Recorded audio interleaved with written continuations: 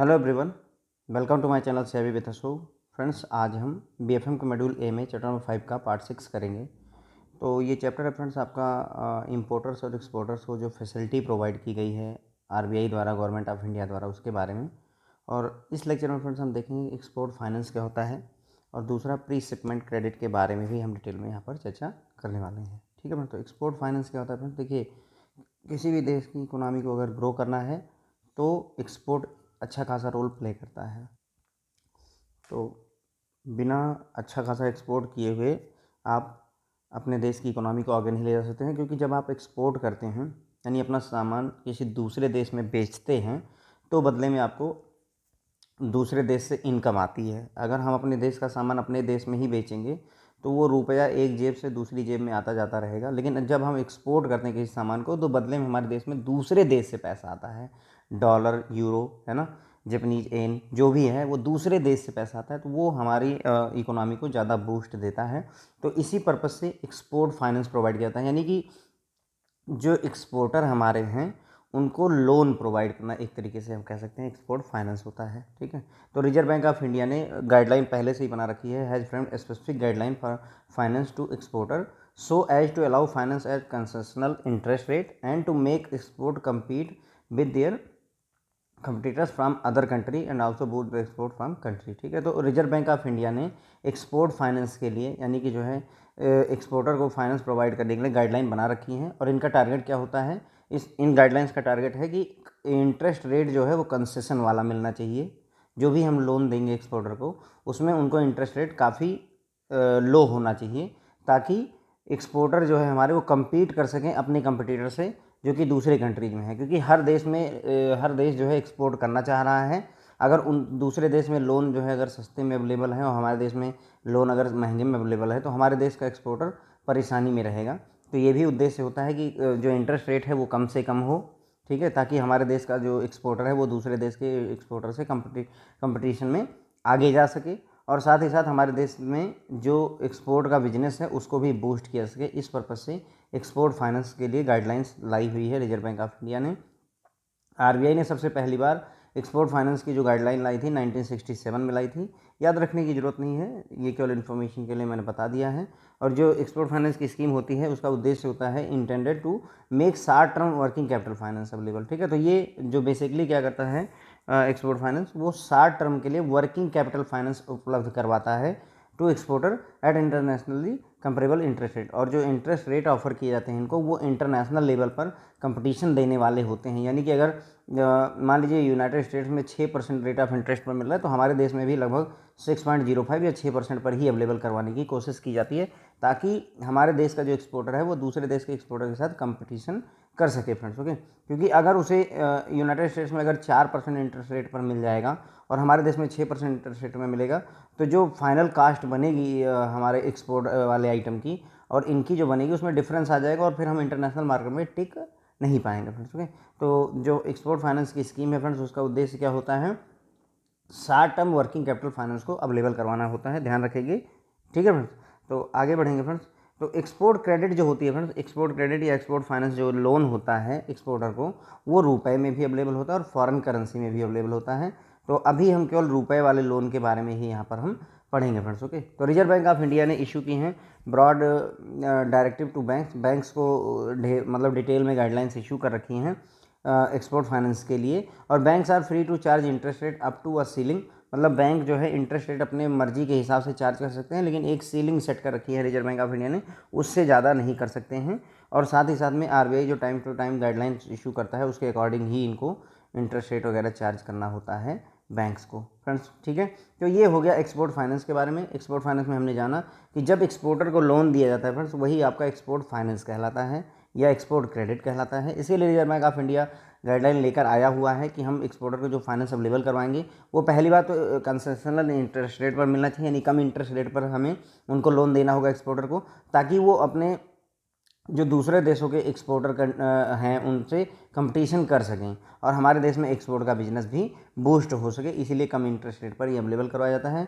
RBI ने export finance की जो स्कीम 1967 में लाई थी, और जो ये स्कीम है एक्सपोर्ट फाइनेंस की, वो short term working capital finance available करवाती है कम इंटरेस्ट रेट पर एक्सपोर्ट क्रेडिट जो होती है, एक्सपोर्ट फाइनेंस होता है फ्रेंड्स, वो रुपए में और फॉरेन करेंसी में भी अवेलेबल होता है।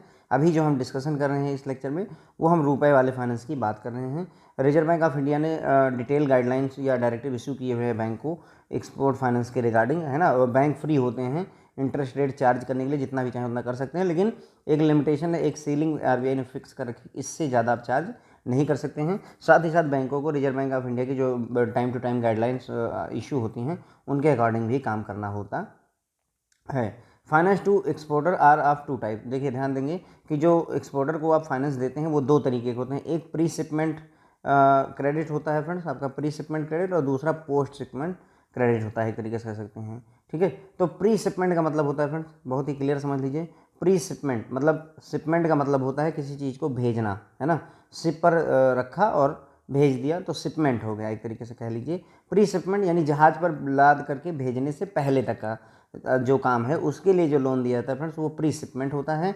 एक बार आपने जहाज़ पर सामान लाद करके भेज दिया, दूसरे देश में चला गया, तो जो लोन प्रोवाइड किया था उसे फ्रेंड्स पोस्ट शिपमेंट लोन कहते हैं। ठीक है, तो ये बेसिक डेफिनेशन हमें क्लियर हो गई कि प्री शिपमेंट लोन क्या होता है। जब शिपमेंट से पहले का जो भी टास्क है उसके लिए जो लोन दिया जाता है फ्रेंड्स, उसे प्री शिपमेंट लोन कहते हैं। अब इसको डिफरेंट नाम से भी फ्रेंड्स बुलाते हैं, जैसे प्री शिपमेंट लोन कहते हैं, या पैकिंग क्रेडिट लोन भी कहा जाता है, पीसीएल। ज़्यादातर पीसीएल ही यूज होता है।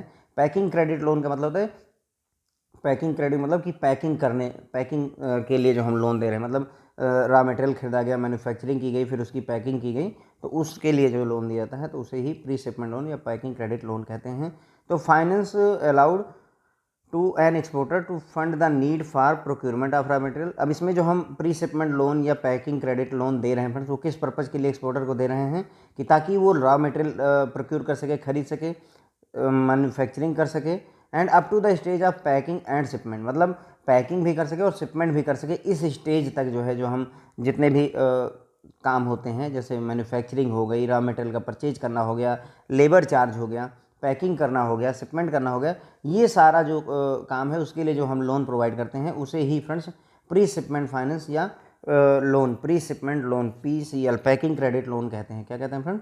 पैकिंग क्रेडिट लोन या प्री शिपमेंट फाइनेंस कहते हैं, या इसे ही पैकिंग क्रेडिट भी कहा जाता है। पैकिंग क्रेडिट लोन ना कह करके कई जगहों पर पैकिंग क्रेडिट भी सीधे सीधे बोल दिया जाता है। ठीक है फ्रेंड्स, तो प्री शिपमेंट लोन का मतलब क्लियर हो गया।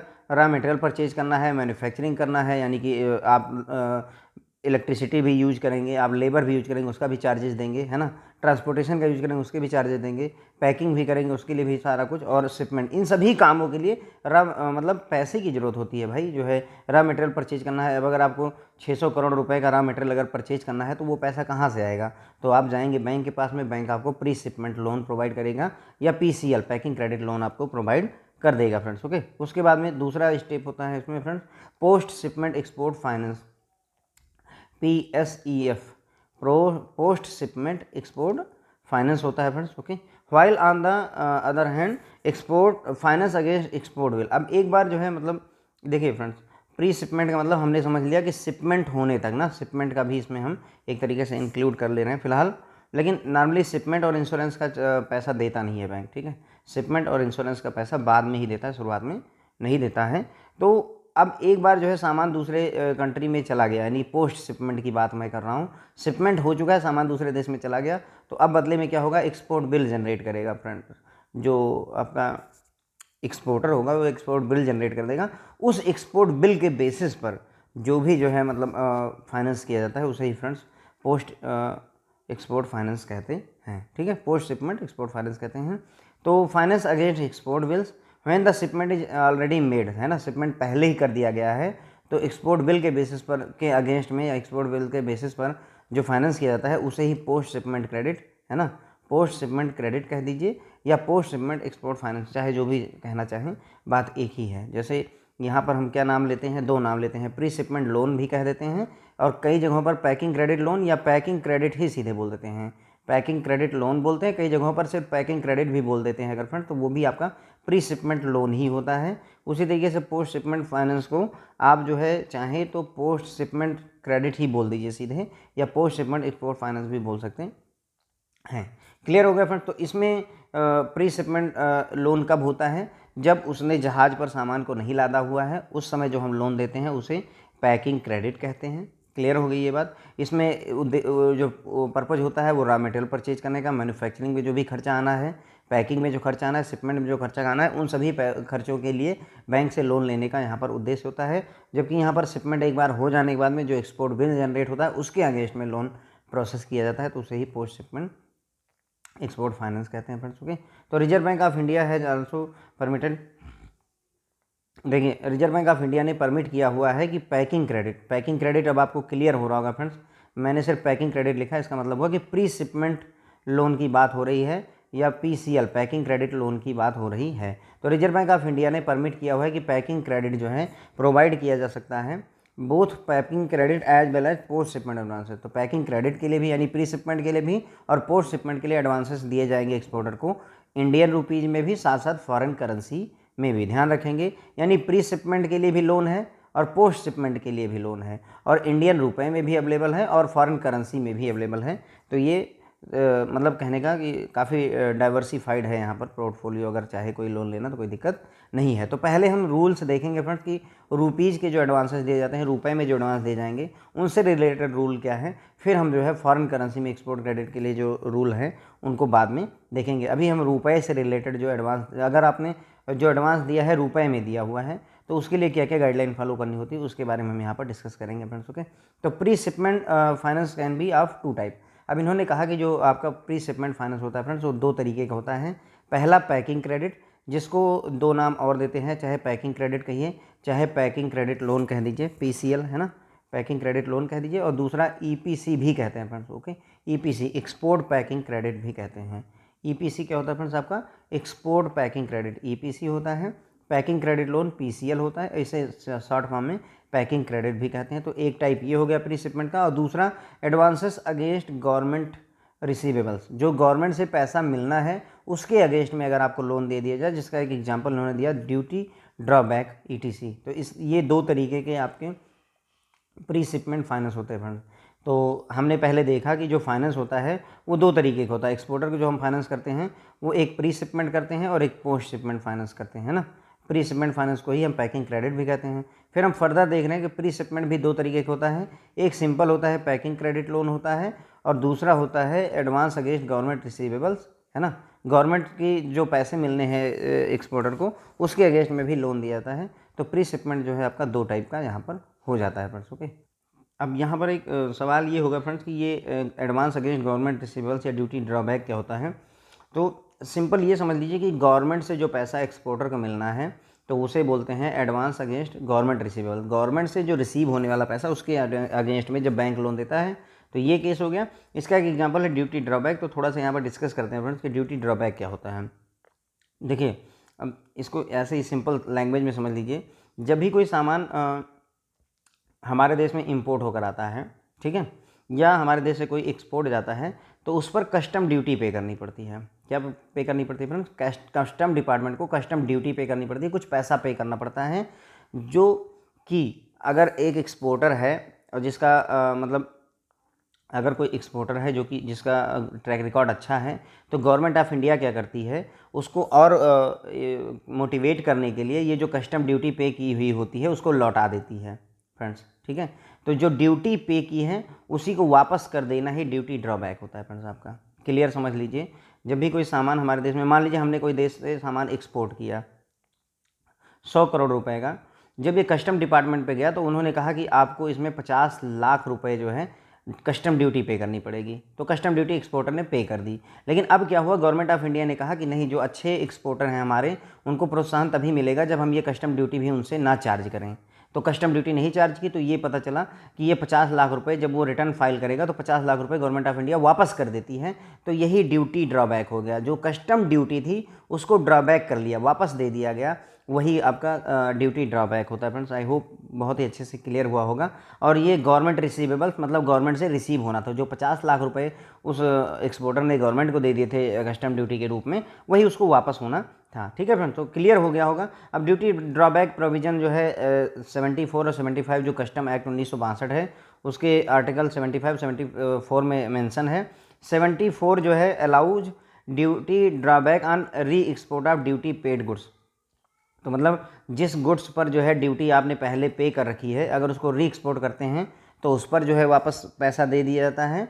और section 75 allowed drawback on imported goods use for manufacturing of export goods. तो जो सामान आपको एक्सपोर्ट करना है उसको बनाने के लिए, कोई सामान आपको एक्सपोर्ट करना है, मान लीजिए आपको कार एक्सपोर्ट करनी है, तो कार को बनाने के लिए अगर मान लीजिए आपने टायर जो है इंपोर्ट किया है, इस कार को जिससे एक्सपोर्ट करना है उसको बनाने के लिए आपने टायर इंपोर्ट किया अपने देश में, तो इस पर जो कस्टम ड्यूटी लगी उसको रिटर्न कर देना आर्टिकल 75 या सेक्शन 75 का काम होता है।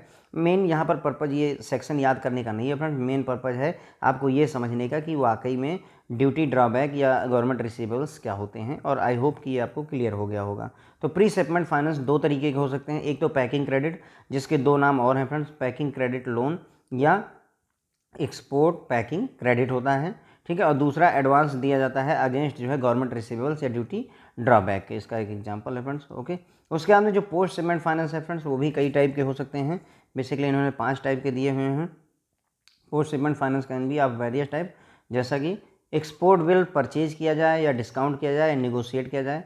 तो एक्सपोर्ट बिल परचेज किया जाएगा या डिस्काउंट किया जाएगा, निगोशिएट किया जाएगा, हर एक केस में एक तरीके से बैंक जो है उसको लोन देगा। दूसरा है advance against bills and for collection, अगर कोई एक्सपोर्ट बिल्स कलेक्शन के लिए यानी पैसे वहाँ से लेने के लिए भेजा गया है इंपोर्टर के पास में, तो उसके अगेंस्ट भी एडवांस दिया जाता है, लोन दिया जाता है। Advance against export on consignment basis, अगर कोई एक्सपोर्ट कंसाइनमेंट बेसिस पर हो रहा है तो उसके अगेंस्ट भी लोन दिया जाता है। अनड्रॉन बैलेंस, एडवांस अगेंस्ट अनड्रॉन बैलेंस और एडवांस अगेंस्ट ड्यूटी ड्रॉबैक। अब ये ड्यूटी ड्रॉबैक अब आपको क्लियर हो गया होगा। जो ड्यूटी ड्रॉबैक जो 50 लाख रुपए उस पर्सन को, एक्सपोर्टर को सरकार से मिलने थे, उसके अगेंस्ट जो है लोन दे दिया गया कि हाँ ठीक है तुम्हें गवर्नमेंट से 50 लाख मिलने हैं तो 30 लाख रुपए हम लोन दे देते हैं, जब ये 50 लाख मिलेंगे तो आपने ये लोन हमें वापस कर देना है। सिर्फ एक बचता है फ्रेंड्स आपका अनड्रॉन बैलेंस। ये कंसाइनमेंट बेसिस का भी क्लियर है कि कंसाइनमेंट में सामान जा रहा है, जो एक्सपोर्ट बिल बन रहा है उसके अगेंस्ट में लोन मिल जा रहा है। सेंट फॉर कलेक्शन का मतलब हुआ कि पैसे कलेक्ट करने के लिए हमने एक्सपोर्ट बिल भेजा हुआ है, पैसे वहाँ से आने हैं इंपोर्टर के पास से, तो उसके बेसिस पर हमने लोन ले लिया। कहने मतलब एक तरीके से एक्सपोर्ट बिल के दम पर ही सारी बातें यहाँ पर हो रही हैं। तो अनड्रॉन बैलेंस का क्या मतलब होता है फ्रेंड, देखिए जब भी जो एक्सपोर्ट बिल होता है फ्रेंड, ठीक है, जो एक्सपोर्ट बिल होता है, तो मान लीजिए आपने 100 करोड़ रुपए का एक्सपोर्ट किया है, फॉर एग्जांपल 100 करोड़ रुपीज़ का एक्सपोर्ट किया हुआ है, तो हमेशा इंपोर्टर क्या करेगा, इंपोर्टर आपको 90 या 98% तक ही जो है पैसा वापस करता है। और मतलब कहने के 100 करोड़ में से 98 करोड़ रुपए आपको पेमेंट कर देगा, बाकी 2 करोड़ रुपए वो होल्ड कर लेता है। 2 करोड़ रुपए क्यों होल्ड कर लेता है कि मान लीजिए जो आपने गुड्स भेजा है उसमें क्वालिटी अच्छी नहीं है या कोई पेनल्टी लगानी है या कोई भी सिचुएशन होती है जिसमें उसको लगता है कि 2 करोड़ रुपए उसके पास होल्ड हैं, जब वो चाहेगा तब वो पेमेंट करेगा, नहीं चाहेगा तो नहीं पेमेंट करेगा। तो उससे इंपोर्टर को फ़ायदा हो जाता है। मान लीजिए अगर जो आपने सामान भेजा है उसकी क्वालिटी अच्छी नहीं है, जैसी उसने डिमांड की थी वैसी क्वालिटी नहीं है, तो उस केस में वो 2 करोड़ रुपए कम से कम आपसे एक तरीके से आपके ऊपर पेनल्टी चार्ज कर देता है। तो ये बेसिकली जो आपकी FOB वैल्यू होती है फ्रेंड्स, उसके अगेंस्ट किया जाता है। 98% जो फाइनेंसिंग की जाती है 98% वो पैसा देता है।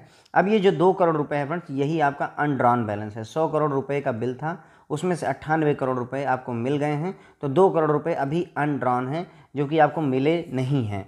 अब ये जो अनड्रॉन बैलेंस है उसके अगेंस्ट में अगर बैंक आपको लोन प्रोवाइड कर देता है फ्रेंड्स, तो वही एडवांस अगेंस्ट अनड्रॉन बैलेंस होता है। तो जो पोस्ट शिपमेंट फाइनेंस होता है फ्रेंड्स, वो भी आपका एक्सपोर्ट बिल को बैंक परचेज कर सकता है, डिस्काउंट कर सकता है या निगोशिएट कर सकता है। परचेज कर सकता है, एक्सपोर्ट बिल परचेजिंग करेगा तो भी आपको पैसे देगा, एक्सपोर्ट बिल को डिस्काउंट करेगा तो भी पैसे देगा, एक्सपोर्ट बिल को निगोशिएट करेगा तो भी आपको पैसे देगा। जो एक्सपोर्ट बिल आपने कलेक्शन के लिए भेजा हुआ है उसके अगेंस्ट में भी लोन मिल सकता है। कंसाइनमेंट बेसिस पर जो आप एक्सपोर्ट करेंगे उसके बाद एक्सपोर्ट बिल जनरेट करेंगे तो उसके अगेंस्ट जो लोन मिलेगा वो भी एडवांस अगेंस्ट एक्सपोर्ट हो जाएगा, ठीक है। अनड्रॉन बैलेंस का मैंने कॉन्सेप्ट आपको समझाई दिया, ड्यूटी ड्रॉबैक का भी कॉन्सेप्ट आपको क्लियर हो गया है, ठीक है। तो अब हम जो प्री शिपमेंट है उसमें से फ्रेंड्स जो है हमने काफ़ी सारा यहाँ पर देखा, प्री शिपमेंट पोस्ट शिपमेंट सारी बातें क्लियर की। अब हम प्री शिपमेंट फाइनेंस के बारे में सारी बातें यहाँ पर करने वाले हैं कि प्री शिपमेंट फाइनेंस क्या कॉन्सेप्ट होता है, कैसे कैसे काम करता है। तो pre shipment finance generally known as packing credit loan. तो प्री शिपमेंट फाइनेंस को पैकिंग क्रेडिट लोन या सिंपली कहीं कहीं पैकिंग क्रेडिट ही बोल देते हैं, या इसको एक्सपोर्ट पैकिंग क्रेडिट भी बोलते हैं। Is essentially a working capital advance, है ना। हमने देखा था कि ये जो लोन होते हैं वो short term working capital loan होते हैं, वर्किंग कैपिटल एडवांस होते हैं। Allowed for specific purpose of procuring and processing manufacturing of goods mean for export. तो जो फ्रेंड्स हम प्री शिपमेंट फाइनेंस होता है वो एक तरीके से वर्किंग कैपिटल एडवांस होता है। ये बात क्लियर हो गई। किसी विशेष पर्पज़ के लिए जाता है ताकि आप रॉ मटेरियल प्रोक्योर कर सकें, फिर उसकी प्रोसेसिंग या मैन्युफैक्चरिंग कर सकें, ऐसे गुड्स में बदल सकें जिसको एक्सपोर्ट किया जाए। यही पर्पज़ होता है किसका, प्री शिपमेंट फाइनेंस का, या जिसे पैकिंग क्रेडिट लोन के नाम से भी जाना जाता है।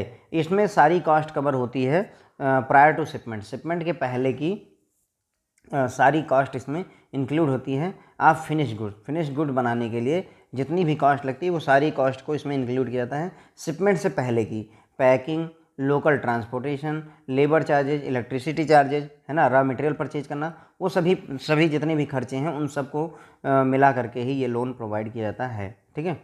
अब for allowing packing credit advances it is pre requisite. अब यहाँ पर एक कंडीशन ये होती है फ्रेंड्स, चूँकि हम क्या करते हैं कि जो लोन देते हैं फ्रेंड्स वो एक्सपोर्ट के पर्पज़ से देते हैं, और नॉर्मली एक्सपोर्ट जो होता है वो बिग अमाउंट का ही होता है। तो बैंक इंसिस्ट करता है कि जिस बारोअर को भी लोन लेना है वो कम से कम एक जो है export order, firm export order, मतलब एक कन्फर्म एक्सपोर्ट ऑर्डर होना चाहिए या लेटर ऑफ क्रेडिट होना चाहिए, तभी उसके बेसिस पर ही ये लोन जो है प्रोवाइड किया जाता है। तो for allowing packing credit bank जो है प्री रिक्विजिट मांगता है कि ये मतलब प्रीली उसके पास होना ही चाहिए कि बारोअर के पास में एक एक्सपोर्ट ऑर्डर होना चाहिए, कन्फर्म एक्सपोर्ट ऑर्डर होना चाहिए, या कन्फर्म जो है letter of credit, export letter of credit होना चाहिए, and that the loan allowed must be liquidated out of relative export proceed. और साथ ही साथ में जो एक्सपोर्टर होगा उसको ये इंश्योर करवाना होगा बैंक को कि जो भी पैसा मिलेगा एक्सपोर्ट करने के बाद, जो भी पैसा मिलेगा उससे वो इस लोन को भर देगा, लिक्विडेट करेगा इस लोन को, है ना। लोन मस्ट बी लिक्विडेटेड, इसको लोन को लिक्विडेट कर देगा, ख़त्म कर देगा ऑफ रिलेटिव एक्सपोर्ट प्रोसीड। जो एक्सपोर्ट प्रोसीड का मतलब होता है एक्सपोर्ट से जो पैसे मिलेंगे उससे ये इस लोन को ख़त्म कर देगा, ऐसा उसको प्रॉमिस भी करना होता है।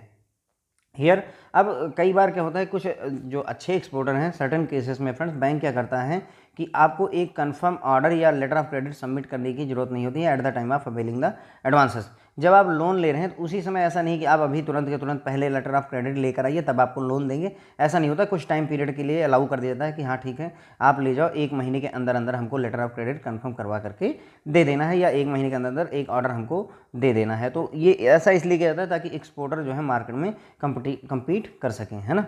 तो while making appraisal for the export credit proposal, तो अब मान लीजिए आपके पास में कोई एक्सपोर्ट क्रेडिट का प्रपोजल आया हुआ है, यानी एक्सपोर्ट का लोन करना है आपको, आप उस ब्रांच के इंचार्ज हैं, आपके पास कोई क्रेडिट प्रपोजल आया हुआ है एक्सपोर्ट के लिए, तो आपको ढेर सारी स्टैट्यूटरी बॉडी हैं जैसे reserve Bank of India, DGFT, ECGC, और इन सब की गाइडलाइन को फॉलो करना होगा, ध्यान में रखना होगा। और साथ ही साथ बैंक का जो इंटरनल जो हमारे बोर्ड ऑफ डायरेक्टर्स ने रूल्स और रेगुलेशन पास किए हुए हैं उनको भी ध्यान रखते हुए ही लोन देना होता है। ठीक है। तो जब भी हम अप्रेजल करते हैं किसी भी एक्सपोर्ट क्रेडिट प्रपोजल का, तो हमें गाइडलाइंस और rules issued by RBI, DGFT, ECGC और बैंक की जो इंटरनल गाइडलाइन है उनको ध्यान में रखते हुए ही इस लोन प्रपोजल को अप्रेजल करना होता है। अब अप्रेजल करते समय हमें क्या क्या देखना होगा, सैंक्शन से पहले हमें क्या क्या बातें ध्यान देनी होंगी, और सैंक्शन करने के बाद में हमें प्री सैंक्शन, है ना, कोई भी लोन, जैसे आप हाउसिंग लोन करते हैं तो हाउसिंग लोन सैंक्शन करने से पहले प्री सैंक्शन आप क्या क्या चीज़ें चेक करते हैं, और एक बार लोन पास हो जाता है तो पोस्ट सैंक्शन आप क्या क्या चीज़ें चेक करते हैं। तो वही बातें हम यहाँ पर कर रहे हैं, बस रेफरेंस क्या है कि हम लोन जो प्रोवाइड कर रहे हैं वो कौन सा, पैकिंग क्रेडिट के केस में बात कर रहे हैं। हम प्री शिपमेंट फाइनेंस या पैकिंग क्रेडिट हमने किसी कस्टमर को देना है, और उस समय हम क्या क्या चीज़ें चेक करेंगे उसके बारे में आप यहाँ पर डिस्कस कर रहे हैं फ्रेंड्स। ओके, तो प्री सैंक्शन, लोन को सैंक्शन करने से पहले, यानी पैकिंग क्रेडिट लोन PCL देने से पहले या प्री शिपमेंट लोन देने से पहले हम देखेंगे कि बारोअर पहली बात बैंक का कस्टमर होना चाहिए, उसके बाद में उसके पास में IEC नंबर होना चाहिए। ये नंबर तो मतलब होना ही चाहिए, इंपोर्ट एक्सपोर्ट कोड नंबर बोलते हैं फ्रेंड, जो कि DGFT इशू करता है, director general of foreign trade issue करता है। तो हर एक्सपोर्टर या इंपोर्टर के पास में IEC नंबर अलॉटेड होना ही चाहिए। तो जो कस्टमर है उसको आपने कोई कस्टमर आपके पास आता है कि हमको एक्सपोर्ट लोन प्रोवाइड कर दीजिए, तो आप क्या क्या चीज़ें देखेंगे, तो हम ये देख रहे हैं कि लोन करने से पहले हम देखेंगे कि जो बारोअर है जो लोन लेने आया है वो बैंक का कस्टमर होना चाहिए, उसके पास में IEC नंबर होना चाहिए, इंपोर्ट एक्सपोर्ट कोड नंबर होना चाहिए, जो कि DGFT इशू करता है। जो कस्टमर आया हुआ है उसका नाम जो है आरबीआई की कॉशन लिस्ट में नहीं होना चाहिए। कॉशन लिस्ट का मतलब होता है कि आरबीआई सावधान करता है कि ऐसे एक्सपोर्टर अच्छे नहीं हैं, ये डिफ़ॉल्टर टाइप के हैं, इनको लोन नहीं देना है, तो उस लिस्ट में आपका नाम नहीं होना चाहिए। उस कस्टमर का लोन, जो लोन लेने आया है कस्टमर, उसका नाम नहीं होना चाहिए। They should not be under specific approval of ECGC.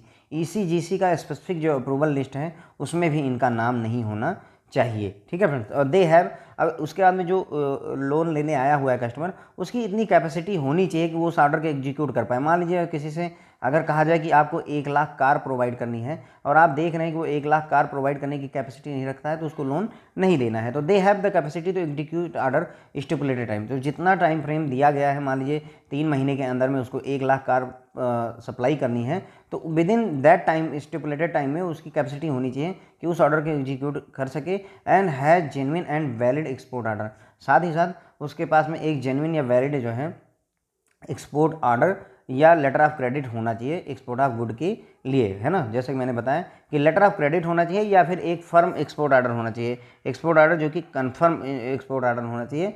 और ये भी है कि कई बार बैंक जो है इस पर इंसिस्ट भी नहीं करते हैं, 1 आध महीने का टाइम भी देते हैं। ऑल केवाईसी गाइडलाइन फॉलो होनी चाहिए, है ना, केवाईसी की गाइडलाइन फॉलो होनी चाहिए, इसमें कोई डाउट नहीं है। टोटल कितने समय के लिए ये जो हम प्री शिपमेंट लोन या पैकिंग क्रेडिट लोन दे रहे हैं, वो कितने समय के लिए दे रहे हैं, ये होता है as per manufacturing cycle or the process cycle, है ना।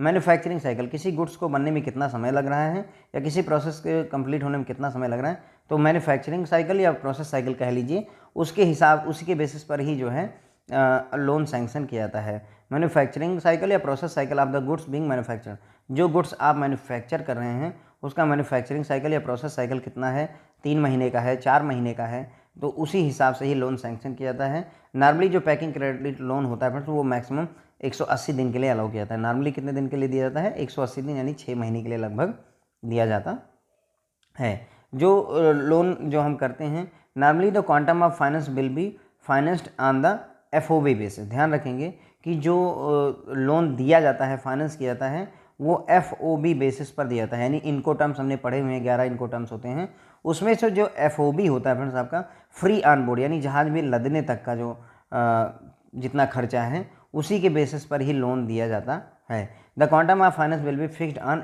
FOB value of the contract or the letter of credit or the domestic value of goods whichever is less, ठीक है। तो एफओबी वैल्यू ऑफ कॉन्ट्रैक्ट ले लीजिए या letter of credit में value देख लीजिए, या डोमेस्टिक वैल्यू है गुड्स की, जो भी कम होगी उस उतना ही लोन देना होता है। और साथ ही साथ में आपका जो प्रॉफिट मार्जिन है उसको डिडक्ट कर लिया जाता है।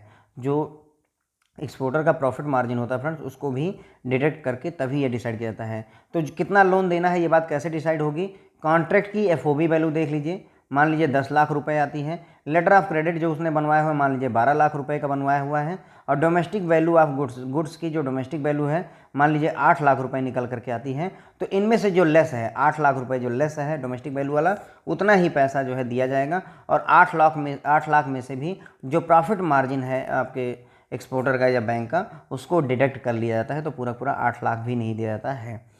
Advance for the freight and insurance charge not to be disburse at the initial stage. सब ध्यान रखेंगे कि जो आपका जो माल ढुलाई का खर्चा है और जो इंश्योरेंस की चार्जेज हैं उसको जो है इनिशियल स्टेज पर ही नहीं डिसबर्स किया जाता है, इसीलिए फ्री ऑन बोर्ड ही किया गया है। एफओबी वैल्यू इसीलिए किया गया है, सीआईएफ वैल्यू नहीं किया गया, क्योंकि इसमें कॉस्ट, इंश्योरेंस और फ्राइट तीनों चार्जेज जुड़े हुए होते हैं। अब मान लीजिए जो कॉन्ट्रैक्ट है और ये जो लेटर ऑफ क्रेडिट है वो सीआईएफ बेसिस पर है, यानी उसमें कॉस्ट, इंश्योरेंस और फ्राइट सारा कुछ मिला हुआ है।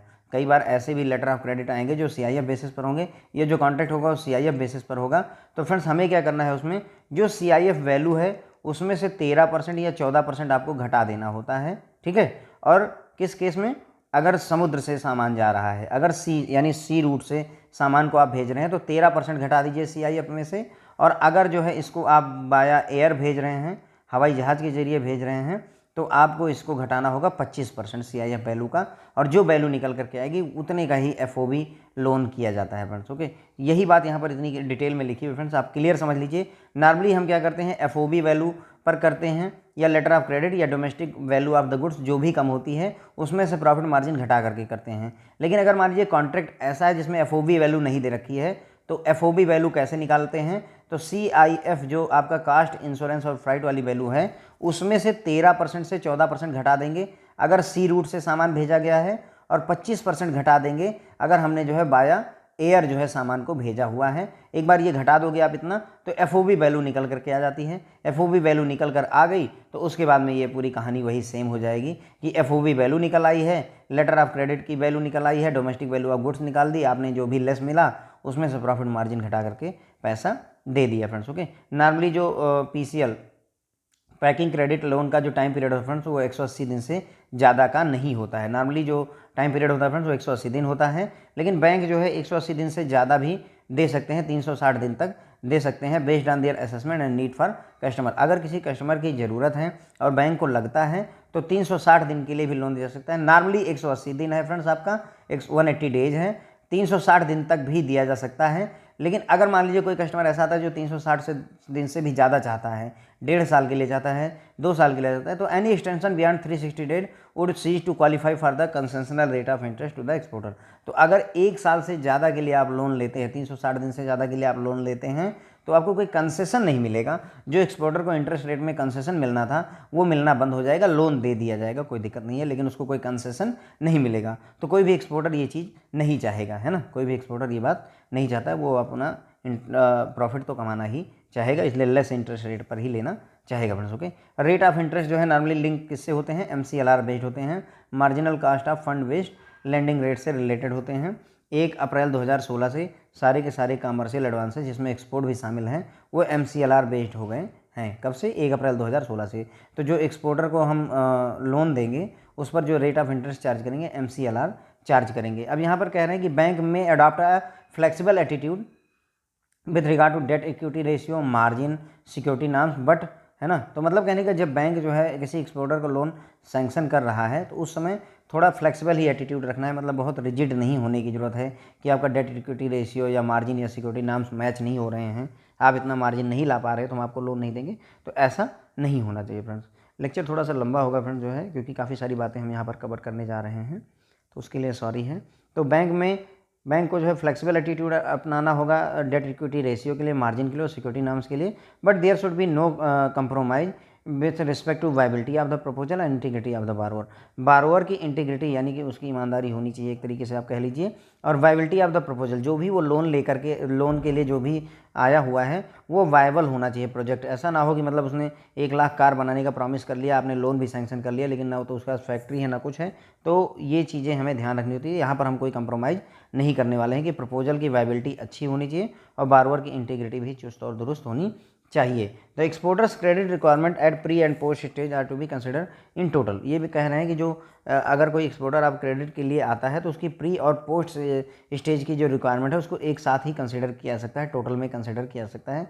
तो ये 11 बातें हैं फ्रेंड्स जो कि आपको प्री शिपमेंट में ध्यान देनी हो, मतलब सॉरी प्री सैंक्शन करने से पहले हमें क्या क्या बातें, आपने किसी को पैकिंग क्रेडिट लोन देना है तो लोन देने से पहले ये 11 बातें जो RBI कहता है कि आपको ध्यान रखनी होती।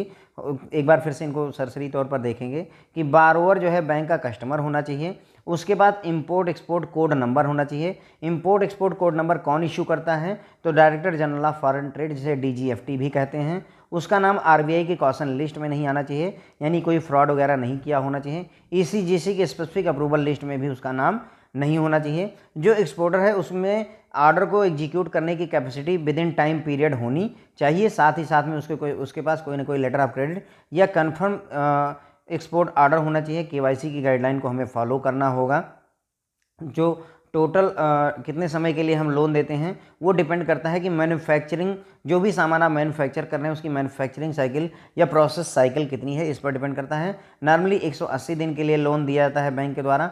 लोन अगर कस्टमर चाहेगा तो 360 दिन के लिए भी बैंक दे देगा, लेकिन 360 दिन से अगर ज़्यादा का लोन चाहेगा कोई भी कस्टमर, मान लीजिए 400 दिन के लिए एक्सपोर्टर चाहता है लोन, तो उसे दे तो देगा बैंक, लेकिन इस पर उसको कोई कंसेशन वगैरह नहीं मिलता है। लेकिन 180 दिन के लिए जनरली दिया जाता है और 360 दिन तक के लिए भी अलाउ किया जा सकता है फ्रेंड्स। ओके, जो कितना अमाउंट का फाइनेंस करना है वो चीज़ डिसाइड की जाती है, या तो जो कॉन्ट्रैक्ट है उसके FOB वैल्यू देख लीजिए, लेटर ऑफ क्रेडिट की वैल्यू देख लीजिए, और डोमेस्टिक यानी कि हमारे देश में अगर उस सामान को बेचा जाए तो उसकी वैल्यू कितनी होगी। इन 3 वैल्यू को आप देखिए, जो भी उसमें से कम हो उसमें से प्रॉफिट मार्जिन घटा करके आप लोन दे सकते हैं, फाइनेंस कर सकते हैं। अब अगर कोई कॉन्ट्रैक्ट है और लेटर ऑफ क्रेडिट है जो कि CIF बेसिस का है, तो CIF यानी कि कॉस्ट, इंश्योरेंस और फ्राइट वाले में से आप 13% से 14% की वैल्यू घटा देंगे तो आपको FOB वैल्यू निकल जाएगी। कब? जब आपने इसे सी रूट से किसी सामान को भेजा हुआ है। और अगर आप इस CIF वैल्यू में से 25% घटा देंगे, कब घटाएंगे? जब आपने इसको हवाई जहाज़ से, एयर रूट से, फ्लाइट वगैरह से सामान को भेजा हुआ है, तो आपको FOB वैल्यू मिल जाएगी। इतना करने के बाद FOB वैल्यू मिल गई तो आगे कॉन्सेप्ट वही रहेगा कि हमें FOB value, letter of credit की वैल्यू और डोमेस्टिक वैल्यू ऑफ गुड्स में से जो भी लेस है उसमें से प्रॉफिट मार्जिन घटा करके हम लोन दे देते हैं। पैकिंग क्रेडिट लोन नॉर्मली 180 दिन के लिए होता है। 180 दिन से 360 दिन तक के लिए भी बैंक अलाउ कर सकता है अगर कस्टमर की नीड है। लेकिन अगर 360 दिन से ज़्यादा के लिए लोन चाहता है तो उस केस में उसको कोई कंसेशन नहीं मिलता है। जो भी हम लोन देंगे वो MCLR रेट पर बेस्ड देते हैं। बैंकों को जो है मतलब फ्लेक्सिबल एटीट्यूड रखना चाहिए कि अगर कोई एक्सपोर्टर मार्जिन वगैरह नहीं ला पा रहा है, कोई सिक्योरिटी नाम को फुलफिल नहीं कर पा रहा है या उसका date equity ratio properly match नहीं कर रहा है स्टैंडर्ड से, तो थोड़ा फ्लेक्सिबल रहिए। एकदम रिजिडिटी यहाँ पर लाने की ज़रूरत नहीं है, ठीक है। साथ ही साथ ये भी ध्यान रखेंगे हम कोई कंप्रोमाइज़ नहीं करेंगे। जो प्रपोजल उसकी वायबिलिटी अच्छी होनी चाहिए और बारोवर की इंटीग्रिटी भी मेंटेन रहनी चाहिए। जो एक्सपोर्टर को हम जो क्रेडिट देंगे उसको टोटल कंसिडर करना चाहिए। प्री शिपमेंट और पोस्ट शिपमेंट स्टेज पर मिला करके कुल कितना लोन देना है वो सारी बातें एक साथ कंसिडर करके ही चलना चाहिए। अब एक बार लोन सैंक्शन हो गया, प्री शिपमेंट हो चुकी है, अब आता है स्टेज पोस्ट सैंक्शन का। एक बार आपने लोन दे दिया, अब सैंक्शन हो चुका है, तो पोस्ट शिपमेंट आपने क्या क्या बातें ध्यान रखनी होती हैं। No PCL has been availed by him against the same order and letter of credit by any other bank. हमें ये देखना होगा कि जो पैकिंग क्रेडिट लोन दिया हुआ है हमने, ठीक है, जिस ऑर्डर या लेटर ऑफ क्रेडिट के अगेंस्ट दिया है उसके अगेंस्ट किसी और बैंक से उसने पैकिंग क्रेडिट लोन ना ले रखा हो, है ना। ऐसा ना हो जैसे होता नहीं है कि बैंक एक FD जो है यहाँ भी जमा की और उस पर लोन ले लिया, वही सेम FD दूसरे बैंक में भी जमा की और उसके अगेंस्ट लोन ले लिया है, तो ऐसी सिचुएशन नहीं होनी चाहिए। कोई भी पैकिंग क्रेडिट लोन पहले से ही सेम ऑर्डर या लेटर ऑफ क्रेडिट के अगेंस्ट नहीं लिया होना चाहिए किसी और बैंक से या हमारे बैंक से। इसी वजह से बैंक क्या करते हैं, जो लेटर ऑफ क्रेडिट होता है उसके पीछे जो भी फैसिलिटी प्रोवाइड करते हैं उसको लिख देते हैं, ताकि कोई दूसरा बैंक जब भी इस लेटर ऑफ क्रेडिट को या इस ऑर्डर को पाएगा तो वो जब पलट करके देखेगा तो ये जान जाएगा कि इसको पहले से ही पैकिंग क्रेडिट लोन दिया जा चुका है, ठीक है। तो बैंक इसके अलावा जो फॉरेन बायर, चूँकि हमारा एक्सपोर्टर हमारे देश से सामान को भेज रहा है, तो जो इम्पोर्टर है वो कैसा है, उसकी क्रेडिट वर्थीनेस कैसी है, ये चीज़ देखेगा। तो बैंक जो है क्रेडिट रिपोर्ट या स्टेटस रिपोर्ट मंगवाएगा जो फॉरेन बायर है उसका। Exporter should submit stock statement of goods on which PCL has been allowed, ठीक है। जिस पर पैकिंग क्रेडिट लोन दिया गया है उसका स्टॉक स्टेटमेंट एक्सपोर्टर को सबमिट करना होगा, ताकि ये पता चले कि जो भी सामान बनाने के लिए उसने शुरुआत की है वो उसे बना पा रहा है या नहीं बना रहा है, ठीक है। उसके बाद में एक्सपोर्ट, अगर कोई एक्सपोर्ट है जो कि लेटर ऑफ क्रेडिट के द्वारा कवर किया गया है तो बैंक को इंश्योर करना होगा कि जिस दूसरे बैंक ने, ओपनिंग बैंक ने लेटर ऑफ क्रेडिट ओपन किया हुआ है उसकी जो क्रेडिट स्टैंडर्ड है वो कैसा है। क्या ये बैंक जो है जिसने लेटर ऑफ क्रेडिट इशू किया हुआ है ये अपनी बात पर उतरेगा या नहीं उतर पाएगा, ठीक है फ्रेंड्स। उसके बाद bank also look into regulations and political and financial condition of the buyers country. इसके अलावा बैंक को उस देश, जिस देश का बायर है उसकी पॉलिटिकल कंडीशन कैसी है, फाइनेंशियल कंडीशन कैसी है और वहाँ पर रेगुलेशंस वगैरह कैसे हैं, इस चीज़ को भी देखना होता है। After proper sanctioning of credit limit, एक बार क्रेडिट लिमिट सैंक्शन हो जाती है तो डिसबर्सिंग ब्रांच को, ECGC को सारी डिटेल भेज देनी होती है 30 दिन के अंदर में। सैंक्शन के 30 दिन के अंदर में सारी डिटेल ECGC को भेज देनी होती है, क्योंकि ECGC इंश्योरेंस प्रोवाइड करता है एक प्रिस्क्राइब फॉर्मेट में। कितने दिन में? लोन होने के 30 दिन के अंदर अंदर सारी डिटेल ECGC को भेज देनी होती है। चाहे एडवांस कवर है किस में, WTPCG whole turnover pre shipment policy से या whole turnover post shipment policy से। चाहे प्री शिपमेंट पॉलिसी से कवर्ड हो चाहे पोस्ट शिपमेंट पॉलिसी से कवर्ड हो, बोथ केसेस में बैंक को 30 दिन के अंदर में सैंक्शन करने के, लोन को सैंक्शन करने के 30 दिन के अंदर में ECGC को डेटा भेज देना होता है। The advance should be liquidated on submission of relative export bill by way of allowing post shipment advance against those bill. तो अब मान लीजिए प्री शिपमेंट लोन आपने दे दिया है ना, प्री शिपमेंट लोन दिया हुआ है, तो ये जो लोन है एक बार जो एक्सपोर्ट बिल वो सबमिट करेगा। मान लीजिए आपने लोन दे दिया, उसके बाद उसने एक्सपोर्ट बिल सबमिट किया। तो अब हम क्या करते हैं, इस एक्सपोर्ट बिल पर एक पोस्ट शिपमेंट लोन पास कर देते हैं और ये जो प्री शिपमेंट वाला लोन है इसको ख़त्म कर देते हैं या नलीफाई कर देते हैं। ठीक है, तो एडवांस शुड बी लिक्विडेट कर दिया हमने, एडवांस को ख़त्म कर दिया है on submission of relative export bill जो सबमिट किया उसने by way of allowing post shipment finance against those bill. तो ये जो बिल उसने सबमिट किया उस पर हम पोस्ट शिपमेंट फाइनेंस अलाउ कर देंगे और जो प्री शिपमेंट लोन था उसको बंद कर देते हैं। Even in case of post shipment limits are not sanction. अब मान लीजिए पोस्ट शिपमेंट जो है लिमिट सैंक्शन नहीं की गई हैं तो पीसीएल को तब भी बंद कर देना है by allowing post shipment advances up to the extent of PCL. मतलब प्री पैकिंग क्रेडिट लोन जितना भी हुआ है उतने का पोस्ट शिपमेंट एडवांस दे करके पैकिंग क्रेडिट लोन को ख़त्म कर देना होता है। Once good have been submitted shipped and be can not continue. ध्यान रखेंगे यहाँ पर कि एक बार सामान को आपने शिप कर दिया, एक्सपोर्टर ने सामान को भेज दिया है, तो हम प्री शिपमेंट एडवांस नहीं कर सकते हैं उस सामान के ऊपर। समझिए कि हम यहाँ पर प्री शिपमेंट लोन को बंद करने के ऊपर क्यों ज़्यादा फोकस कर रहे हैं, क्योंकि एक बार गुड्स को फ्रेंड्स जो है शिप कर दिया गया एक्सपोर्टर द्वारा तो हम प्री शिपमेंट एडवांसेस में डील नहीं कर सकते उस गुड्स पर। यानी कि अब एक बार शिपमेंट हो चुकी है तो हम पोस्ट शिपमेंट एडवांसेस पर ही बात कर सकते हैं, प्री शिपमेंट एडवांसेस के साथ कंटिन्यू नहीं कर सकते हैं। इसीलिए यहाँ पर कहा जा रहा है कि एक बार वो एक्सपोर्ट बिल दे देगा तो आप उसको पोस्ट शिपमेंट लोन दे दीजिए और प्री शिपमेंट लोन को बंद कर दीजिए फ्रेंड्स। ओके, आई होप आपको क्लियर हो गया होगा। In case after allowing packing credit loan exporter do not take. मान लीजिए कि आपने पैकिंग क्रेडिट लोन या प्री शिपमेंट लोन दे दिया लेकिन एक्सपोर्ट हुआ ही नहीं, जो भी एक्सपोर्ट करना था उसको उसने एक्सपोर्ट किया ही नहीं, सामान नहीं बना पाया किसी भी वजह से, तो एडवांस को लोकल एडवांस ट्रीट किया जाएगा और interest at domestic panel rate to be charge. ठीक है, तो किसी ने 20 करोड़ रुपए का लोन आपसे लिया कि आप हमें दे दीजिए, हम कुछ सामान एक्सपोर्ट करेंगे। उसने मतलब 20 करोड़ रुपए आपसे ले लिए लेकिन वो एक्सपोर्ट नहीं कर पाया किसी भी वजह से। तो अब ये जो 20 करोड़ का लोन आपने दिया था इसे एक्सपोर्ट या आपका प्री शिपमेंट लोन नहीं माना जाएगा बल्कि लोकल मार्केट में लिया गया लोन माना जाएगा और जो इंटरेस्ट रेट लोकल मार्केट में चार्ज होता है वही चार्ज इसके ऊपर किया जाएगा। ध्यान रखेंगे फ्रेंड्स यहाँ पर इन केस ऑफ डिफ़ॉल्ट है। ठीक है फ्रेंड्स, तो ये 8 बातें हैं जो एक बार लोन हो जाने के बाद में हमको यहाँ पर ध्यान रखनी है।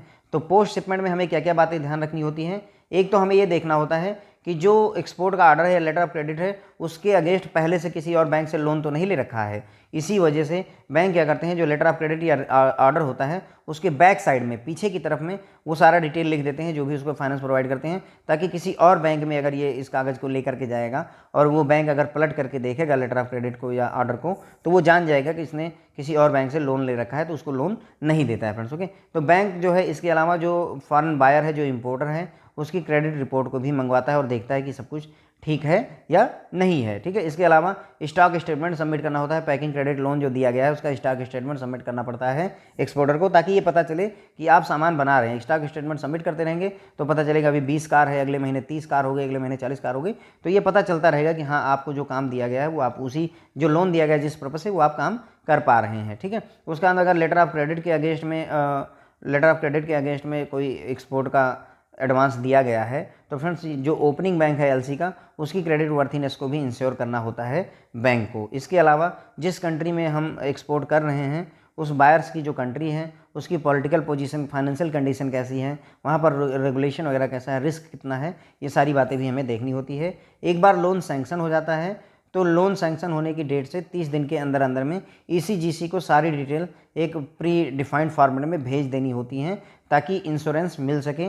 अब वो इंश्योरेंस चाहे जो है आपका pre shipment policy, whole turnover pre shipment policy में कवर्ड हो, चाहे whole turnover post shipment policy से कवर हो, बोथ केसेस में हमें डेटा भेजना होता है।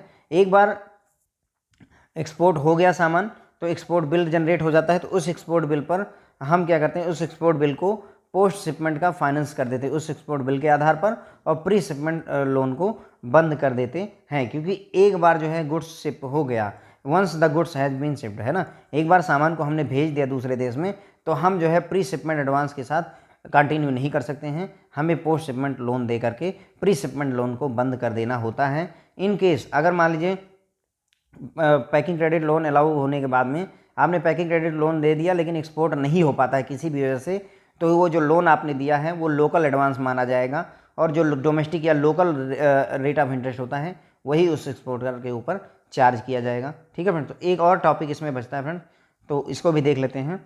कुछ स्पेशल केसेस हैं जब पैकिंग क्रेडिट एडवांसेस अलाउ किए जाते हैं, और इसे रनिंग अकाउंट फैसिलिटी भी कहते हैं। इसे क्या कहते हैं? रनिंग अकाउंट फैसिलिटी कहते हैं। तो packing credits can be allowed to sub supplier also at the first stage of the under the rupee credit scheme. जो रूपी क्रेडिट स्कीम होती है फ्रेंड्स, उसमें एक सेकंड रुकिएगा।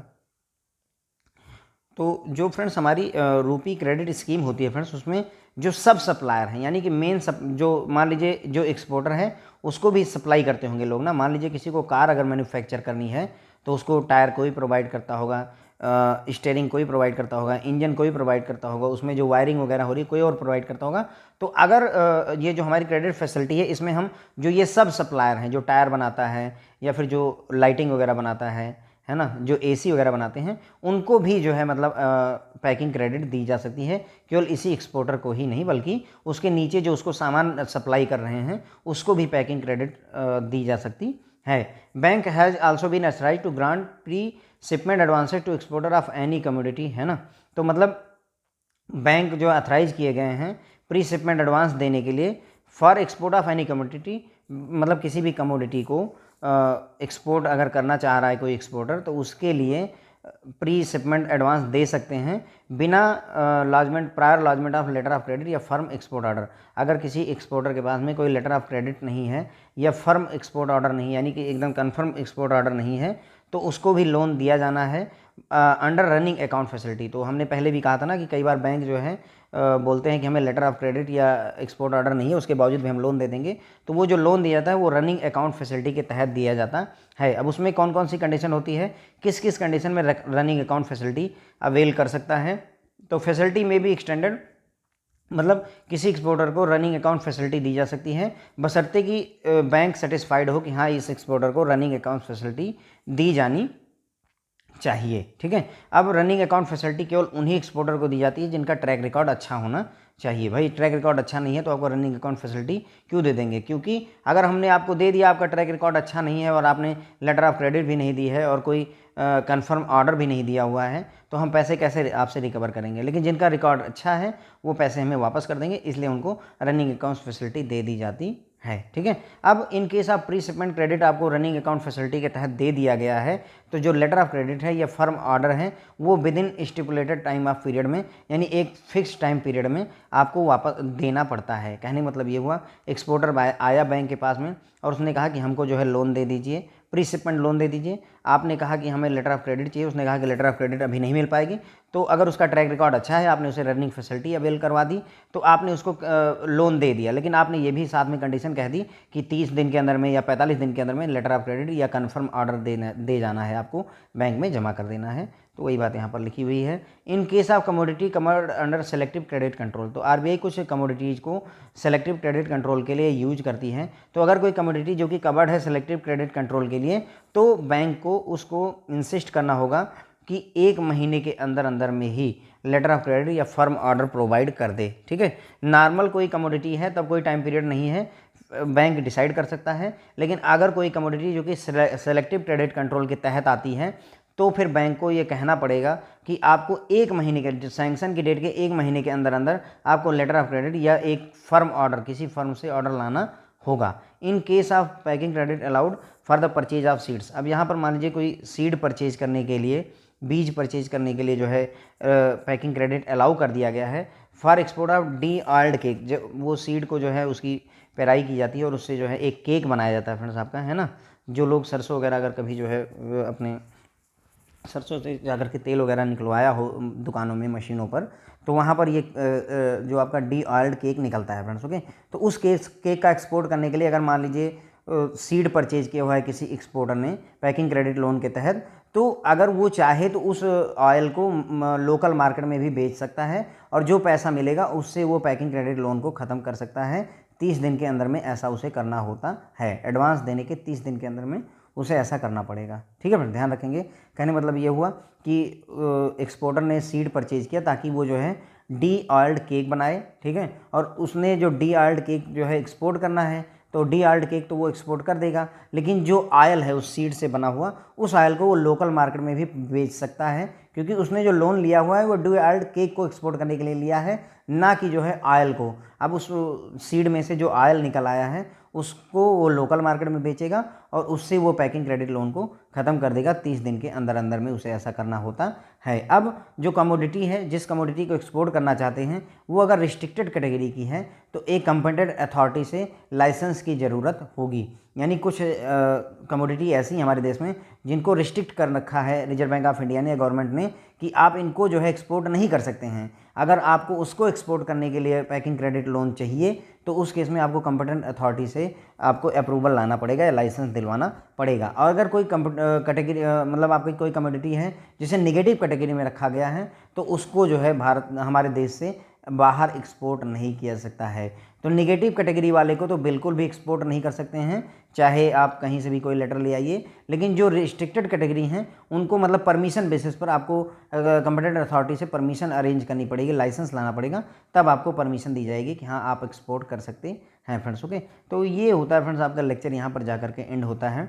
मैंने पहले ही बताया था आपको कि ये लेक्चर थोड़ा बड़ा होगा, ठीक है। तो एक बार फिर से देख लीजिए कि स्पेशल केसेस क्या होते हैं पैकिंग क्रेडिट एडवांसेस के। तो देखिए, पैकिंग क्रेडिट केवल एक्सपोर्टर को ही नहीं, उनके जो सब सप्लायर हैं उनको भी दिया जा सकता है, ये बात हमने आपको बता दी। उसके बाद में कई बार एक्सपोर्टर जो है लोन दे देंगे, प्री शिपमेंट लोन प्रोवाइड कर देंगे बिना किसी लेटर ऑफ क्रेडिट के या बिना किसी फर्म एक्सपोर्ट ऑर्डर के दे देते हैं। और ये जब देते हैं तो किस फैसिलिटी के तहत देते हैं, तो रनिंग अकाउंट फैसिलिटी के तहत देते हैं।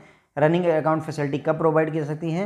पहली बात ये कि बैंक को सेटिस्फैक्शन होना चाहिए कि इस एक्सपोर्टर को रनिंग अकाउंट फैसिलिटी मिलनी चाहिए। दूसरा, उसका ट्रैक रिकॉर्ड अच्छा होना चाहिए, जिस एक्सपोर्टर का होगा उसी को ही रनिंग अकाउंट फैसिलिटी प्रोवाइड की जाती है। अगर मान लीजिए बिना जो है लेटर ऑफ क्रेडिट के या फर्म ऑर्डर के प्री शिपमेंट क्रेडिट आपने अलाउ कर दिया है रनिंग अकाउंट फैसिलिटी के तहत, तो आपको ये बोलना होगा कि एक रीजनेबल टाइम पीरियड के अंदर में आप लेटर ऑफ क्रेडिट या फर्म ऑर्डर हमें प्रोड्यूस करिए, हमें मतलब दे दीजिए, ठीक है। अब अगर कोई कमोडिटी है जो कि सेलेक्टिव क्रेडिट कंट्रोल में आती है, आरबीआई के सेलेक्टिव क्रेडिट कंट्रोल में किसी कमोडिटी को रखा गया है, अगर उस कमोडिटी को एक्सपोर्ट करने के लिए लोन लिया हुआ है एक्सपोर्टर ने, तो उस केस में उसको लोन देने की 1 महीने के अंदर अंदर में या तो वो एक लेटर ऑफ क्रेडिट लाए या तो एक फर्म ऑर्डर लेकर के आए, तभी ये जो है अब फर्दर उसे अलाउ रखा जाएगा, अदरवाइज उसका विड्रॉ कर ली जाएगी वो फैसिलिटी, ठीक है। अब मान लीजिए कई बार एक्सपोर्टर क्या करते हैं, सीड जो है परचेज करते हैं। अब उस सीड से एक तो केक बनता है और दूसरा ऑयल बनता है। वो जो केक है उसको तो एक्सपोर्ट करना चाहता है, लेकिन जो ऑयल है फ्रेंड्स आपका, उसको वो लोकल मार्केट में बेच करके अपनी पैकिंग क्रेडिट लोन को ख़त्म कर सकता है 30 दिन के अंदर में। कितने दिन के अंदर करना होता है इस फ्रेंड? एडवांस के 30 दिन के अंदर अंदर करना होता है। अगर कोई कमोडिटी है जो कि रिस्ट्रिक्टेड कैटेगरी में है गवर्नमेंट की तरफ से, तो उसको अगर आपको एक्सपोर्ट करना है लोन लेकर के या वैसे भी एक्सपोर्ट करना है तो कंपीटेंट अथॉरिटी से आपको लाइसेंस की ज़रूरत होती है। और अगर कोई कमोडिटी आपकी नेगेटिव कैटेगरी में आती है तो उसका एक्सपोर्ट हमारे देश से नहीं किया जा सकता है फ्रेंड्स। ओके, ध्यान रखेंगे यहाँ पर ये जो बातें हैं। नेगेटिव कैटेगरी के कमोडिटी को क्या हम एक्सपोर्ट कर सकते हैं? नहीं कर सकते हैं। रिस्ट्रिक्टेड कैटेगरी के कमोडिटी को क्या हम एक्सपोर्ट कर सकते हैं? हाँ, हम कर सकते हैं, बशर्ते कि चूँकि रिस्ट्रिक्शन लगा हुआ है तो किसी न किसी अथॉरिटी, जो कंपीटेंट अथॉरिटी है, उससे हमको एक अप्रूवल लाना पड़ेगा कि आप अलाउ हैं। उसके बाद में सेलेक्टिव क्रेडिट कंट्रोल में जो कमोडिटी होती हैं फ्रेंड्स, उसमें अगर आपने रनिंग अकाउंट फैसिलिटी दे रखी है तो उसमें जो लेटर ऑफ क्रेडिट है या फर्म ऑर्डर है वो कितने दिन के अंदर में सबमिट करना होता है? तो लोन सैंक्शन होने के 1 महीने के अंदर अंदर सबमिट करना होता है फ्रेंड्स। ओके, तो ये वो बातें हैं जो आपसे इस चैप्टर में पूछी जा सकती हैं फ्रेंड्स। ओके, आई होप आप लोगों को समझ में आया होगा। Thank you so much.